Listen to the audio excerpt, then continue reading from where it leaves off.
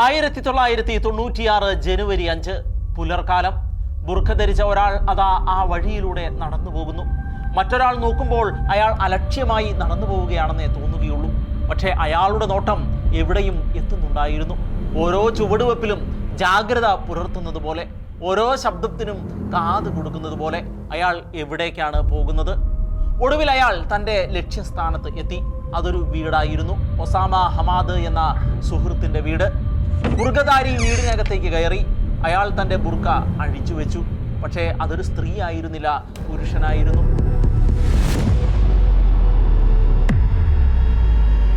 ഒരു പുരുഷൻ എന്തിനാണ് ബുർഖ ധരിച്ച് നടക്കുന്നത്?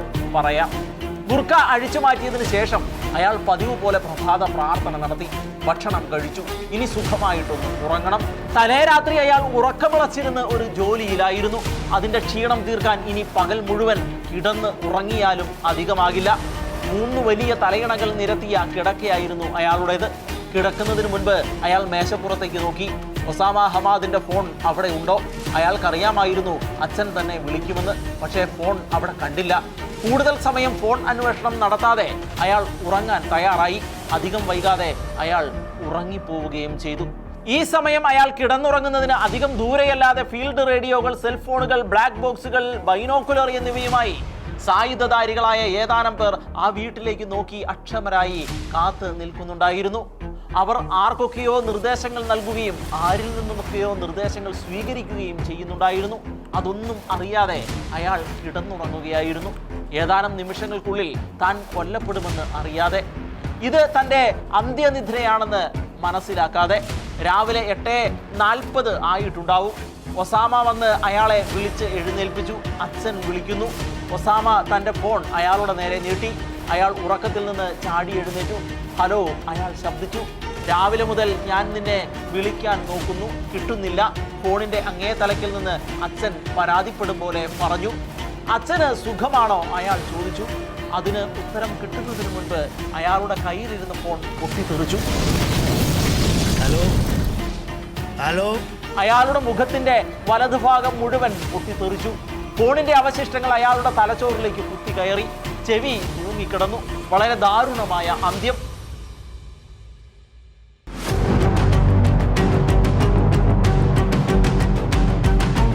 ആരാണ് കൊല്ലപ്പെട്ട ഈ മനുഷ്യൻ? അയാളെ വധിക്കാൻ കാരണം എന്തായിരുന്നു? മൊബൈൽ ഫോണുകളുടെ തുടക്കകാലത്ത് മൊബൈലിൽ ബോംബ് സ്ഫോടനം നടത്തി അയാളെ വധിച്ചത് ആരായിരുന്നു?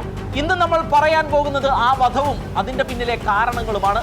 ഇസ്രായേലിന്റെ ഒസാമ ബിൻ ലാദൻ എന്നും ദ എഞ്ചിനീയർ എന്നും അറിയപ്പെട്ടിരുന്ന യഹ്യ അയ്യാഷിന്റെ വധത്തെക്കുറിച്ചാണ്.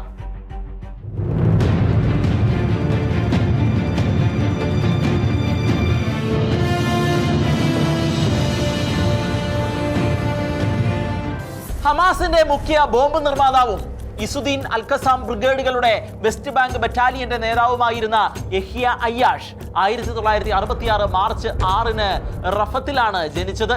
റേഡിയോയും ടെലിവിഷൻ സെറ്റും നന്നാക്കുന്നതിലായിരുന്നു ചെറുപ്രായം മുതൽ അവന്റെ ഹോബി. അത്തരമൊരു വൈദഗ്ധ്യമാണ് എഞ്ചിനീയറിംഗ് പഠിക്കുന്നതിൽ അവനെ കൊണ്ടുചെന്ന് എത്തിച്ചതും. പഠിക്കാൻ സമർത്ഥനായ എന്നാൽ മൃദുഭാഷിയായ വിദ്യാർത്ഥി എന്ന ഇമേജ് ആയിരുന്നു ബിർസിറ്റ് സർവകലാശാലയിൽ ഇലക്ട്രിക്കൽ എഞ്ചിനീയറിംഗിൽ സയൻസ് ബിരുദം നേടിയ അയ്യാഷിന് ഉണ്ടായിരുന്നത്. ജോർദാനിൽ പോയി ബിരുദാനന്തര ബിരുദം നേടണമെന്ന് ആഗ്രഹിച്ചുവെങ്കിലും സ്റ്റുഡന്റ് വിസ കിട്ടാതിരുന്നതിനാൽ ആ സ്വപ്നം സഫലമായില്ല. ഇത്തരമൊരു അവസരത്തിലാണ് അയ്യാഷ് ഹമാസിൽ ചേരുന്നത്. അത് അയാളുടെ തലവര മറ്റൊന്നായി മാറ്റുകയായിരുന്നു. ഹമാസിന്റെ മുഖ്യ ബോംബ് നിർമ്മാതാവായി മാറാൻ അയ്യാഷ് ഒട്ടും കാലതാമസം എടുത്തില്ല. ഹമാസ് ഇസ്രായേലിൽ നടത്തിയ പല പ്രധാന ബോംബാക്രമണങ്ങളുടെയും പിന്നിലുണ്ടായിരുന്നത് അയ്യാഷ് ആയിരുന്നു. മൊഹോള ജംഗ്ഷൻ, അഫുല ബസ് കൂട്ടക്കൊല, ഹദേര സെൻട്രൽ സ്റ്റേഷൻ കൂട്ടക്കൊല, ടെൽ അവീവ് ബസ് കൂട്ടക്കൊല, അഗൈഡ് ബസ് ബോംബിംഗ്, ബീറ്റ് ലീഡ് കൂട്ടക്കൊല എന്നിങ്ങനെയുള്ള പല ഹമാസ് ആക്രമണങ്ങൾക്ക് വേണ്ടിയും ബോംബ് നിർമ്മിച്ചത് അയ്യാഷ് ആയിരുന്നു. പലപ്പോഴും ബോംബ് നിർമ്മിക്കാൻ ആവശ്യമായ സ്ഫോടക വസ്തുക്കൾ അയാൾക്ക് പലസ്തീൻ പ്രദേശങ്ങളിൽ സുലഭമായിരുന്നില്ല. ഇത്തരം സന്ദർഭങ്ങളിൽ എളുപ്പത്തിൽ ലഭ്യമാകുന്ന പല വീട്ടുപകരണങ്ങളും പലതരത്തിലുള്ള വസ്തുക്കളുടെ സംയോജിത രൂപങ്ങളും ചേർത്ത് ഉഗ്രശക്തിയുള്ള ബോംബുകൾ നിർമ്മിക്കുന്നതിൽ അയാൾക്ക് പ്രത്യേക ബിരുദ് ഉണ്ടായിരുന്നു. 150ഓളം പേരെയെങ്കിലും അയ്യാഷ് കൊലപ്പെടുത്തിയിട്ടുണ്ട് എന്നാണ് ഇസ്രായേലിന്റെ കണക്കുകൾ. അവരെല്ലാം സാധാരണക്കാരായ ഇസ്രായേൽ പൗരന്മാരായിരുന്നു. അന്നന്നത്തെ വകയ്ക്ക് വേണ്ടി അധ്വാനിക്കുകയും നാളെ എന്ന പുലരിയെക്കുറിച്ച് അതിമോഹങ്ങളില്ലാതെ സ്വപ്നം കണ്ട് ജീവിക്കുകയും ചെയ്തിരുന്ന വെറും സാധാരണക്കാരായ മനുഷ്യർ. അവരാണ് ജോലിക്കും വീട്ടിലേക്കുമുള്ള യാത്രക്കിടയിലും തെരുവുകളിലുമെല്ലാം ബോംബ് പൊട്ടി ചിന്നി ചിതറി മരിച്ചുപോയത്. ഇസ്രായേൽ എന്ന രാജ്യത്തോടുള്ള ഹമാസിന്റെ പ്രതികാരത്തിന് ഇരകളായി മാറിയത് ഇസ്രായേലിലെ സാധാരണക്കാരായ മനുഷ്യരായിരുന്നു. ഹമാസ് നടത്തിയ ബോംബാക്രമണങ്ങൾക്കെല്ലാം ചുക്കാൻ പിടിക്കുന്നത് ആര് എന്ന നീണ്ട അന്വേഷണത്തിലായിരുന്നു അപ്പോഴെല്ലാം ഇസ്രായേൽ ഉണ്ടായിരുന്നത്. റാമത്ത് യഫലിൽ നടന്ന പരാജയപ്പെട്ട ഒരു ബോംബ് ആക്രമണമാണ് ഇതിന്റെ പിന്നിലെ ആളെ കണ്ടെത്താൻ ഇസ്രായേലിനെ സഹായിച്ചത്. ഹമാസിലെ 3 ചാവേറുകളെ പിടികൂടിയപ്പോഴാണ് ബോംബാക്രമണങ്ങൾക്ക് പിന്നിലുള്ളത് ആരെന്ന് ഇസ്രായേലിന് മനസ്സിലായത്. അവർ കണ്ടെത്തിയ പേര് യഹിയ അബ്ദുൽ ലത്തീഫ് അയ്യാഷ് എന്നായിരുന്നു. എൻജിനീയർ എന്ന പേരിലായിരുന്നു അയാൾ പരക്കെ അറിയപ്പെട്ടിരുന്നത്. ചാവേറുകളെ ആകർഷിക്കുന്നതിന് അയ്യാഷിന് പ്രത്യേക വൈദഗ്ധ്യം ഉണ്ടായിരുന്നു. അനേകം ചെറുപ്പക്കാർ അയാളിലേക്ക് ആകർഷിതരായി. അവരെയെല്ലാം മനുഷ്യ ബോംബുകളായി അയാൾ മാറ്റിയെടുക്കുകയായിരുന്നു. Catch the hunt for the engineer എന്ന പുസ്തകത്തിൽ അയ്യാഷിനെ കുറിച്ച് എഴുതിയിരിക്കുന്നത് ഇപ്രകാരമാണ്: അയാൾ ക്രൂരനായ ഒരു കൊലയാളിയാണ്. വഞ്ചനയിലും വേഷം മാറി നടക്കുന്നതിലും പിടികൊടുക്കാതെ രക്ഷപ്പെടുന്നതിലും വിദഗ്ധൻ. അവൻ എല്ലായിടത്തും ഉണ്ടായിരുന്നു, എന്നാൽ ഒരിടത്തും ഇല്ലാത്തതുപോലെയാണ് ജീവിച്ചത്. അവൻ തൻ്റെ ജനങ്ങൾക്ക് ദൈവതുല്യനായ ഒരു നായകനായിരുന്നു. അവൻ്റെ പേര് പറയുമ്പോൾ തന്നെ 100 കണക്കിന് ആളുകൾ ചാവേറുകളാകാൻ സന്നദ്ധരായി മുന്നോട്ട് വന്നിരുന്നു.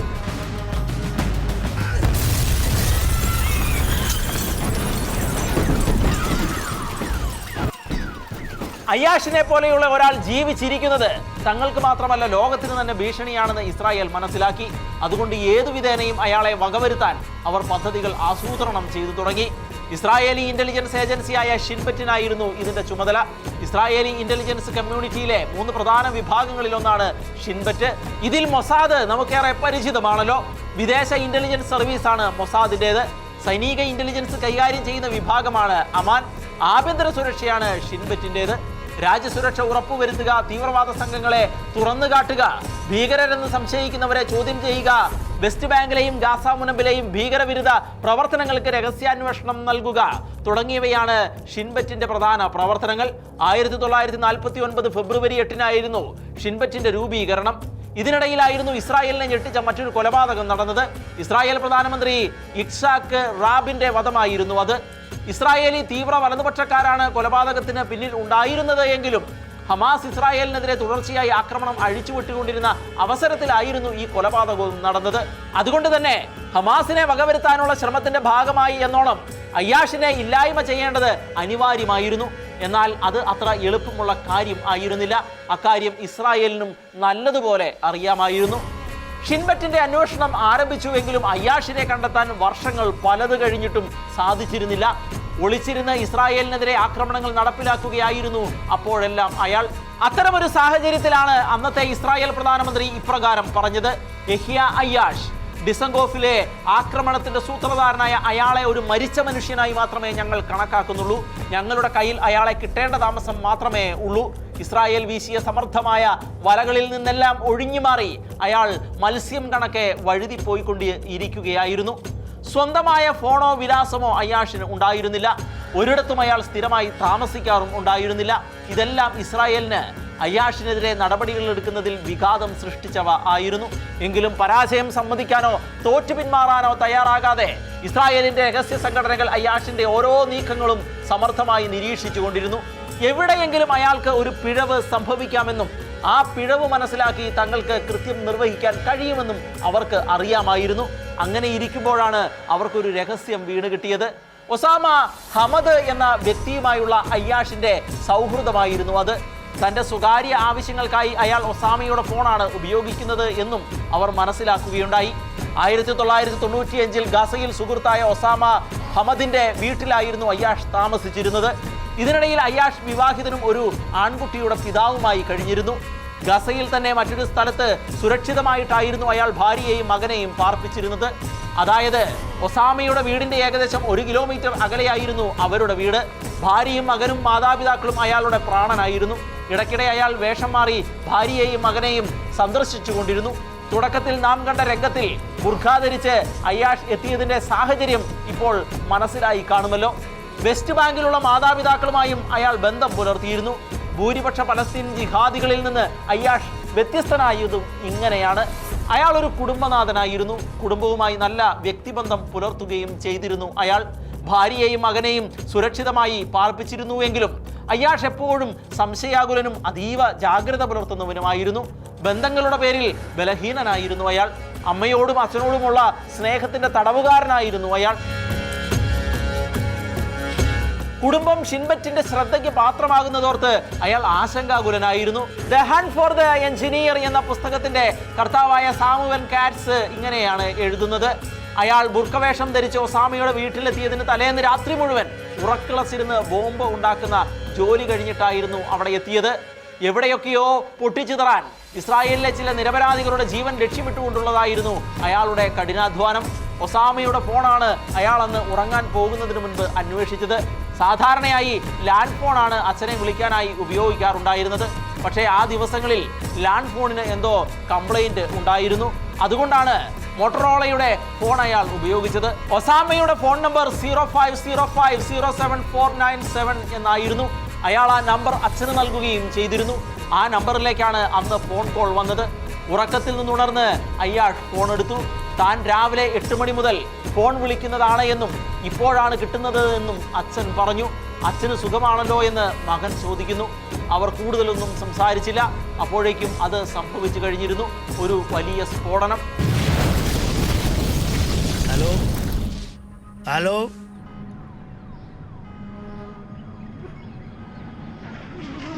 ഹലോ ഹലോ യഹ്യ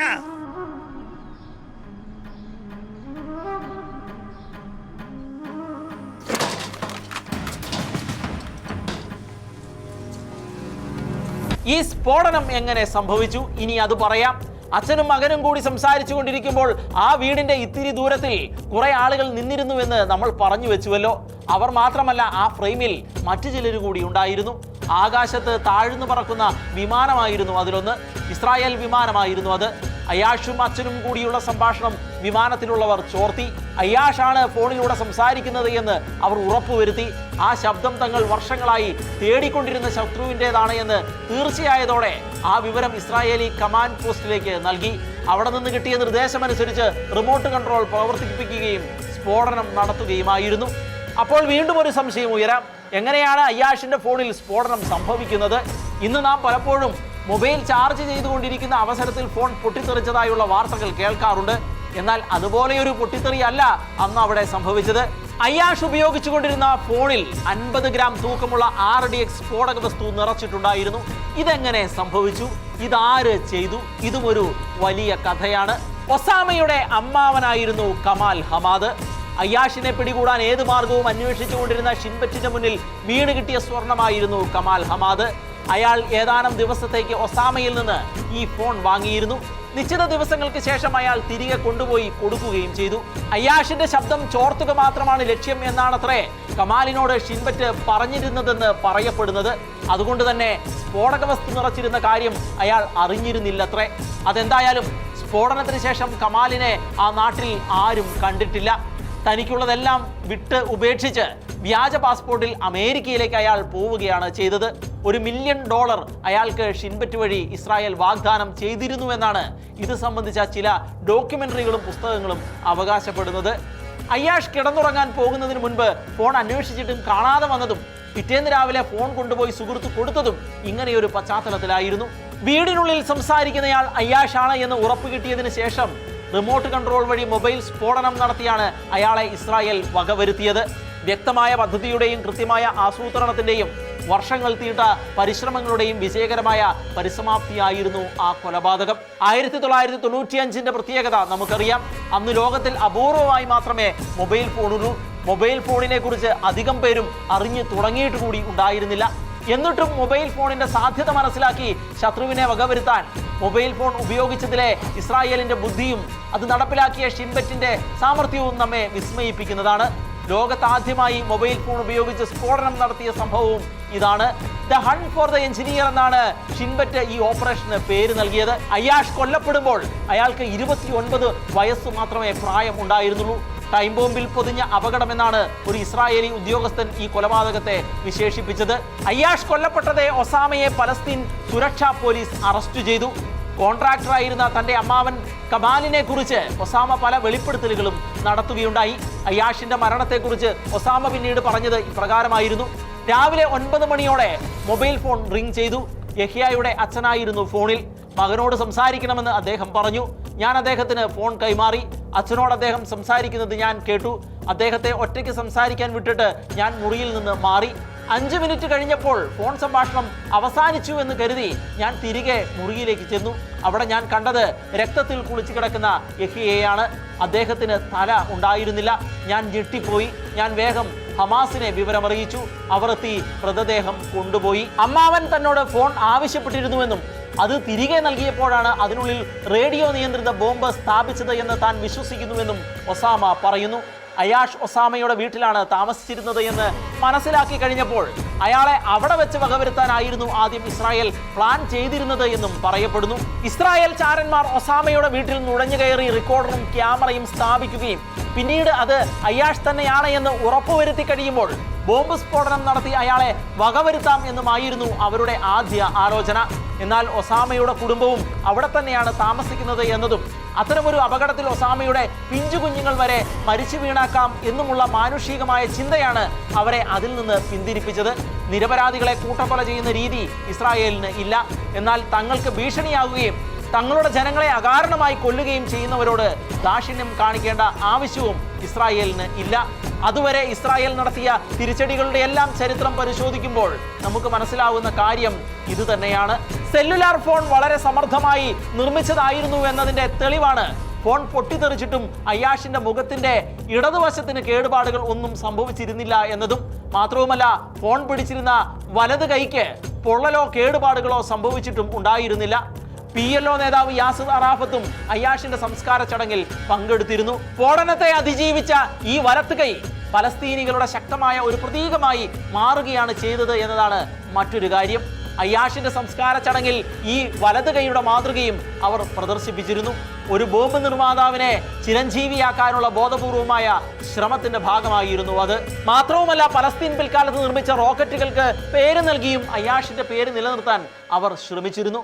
അതെന്തായാലും ലോകത്ത് അന്നുവരെ കേട്ടിട്ടില്ലാത്ത രീതിയിലുള്ള ഒരു കൊലപാതകം എന്ന നിലയിലാണ് യഹ്യ അയ്യാഷിന്റെ കൊലപാതകം ഇന്നും വിശേഷിപ്പിക്കപ്പെടുന്നത്.